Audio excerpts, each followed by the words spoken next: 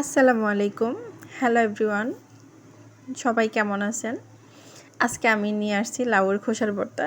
ইদানিং সবজির যে পরিমাণ দাম বাড়ছে, ভাবলাম যদি ফালায় দেই তাহলে লস হবে। লস করার কোনো দরকার নাই। এজন্য লাউয়ের খোসা দিয়ে একটা ভর্তা বানিয়ে ফেললাম। আর এমনিতেও সংসারে একটু হিসাব করলে জামাইয়ের মন পাওয়া যায়। তাই ভাবলাম যে একটু বানিয়ে ফেলি। জামাইয়েরও মন পাওয়া যাবে, আবার আমারও এটা একটু একটা পদ হয়ে যাবে।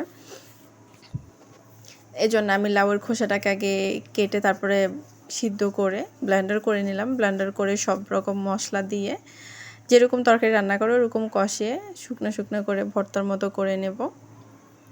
আমার ভিডিওটি যদি আপনাদের ভালো লাগে প্লিজ একটা সাবস্ক্রাইব করবেন, কমেন্ট করে জানাবেন কেমন হয়েছে। কারণ এইখানে যারা আসে সবাই কম বেশ একটা স্বপ্ন নিয়ে আসে। আমিও আপনাদের মতোই একটা স্বপ্ন নিয়ে ফেসটা খুলছি। আশা করি আমার কথাটা বুঝতে পারছেন।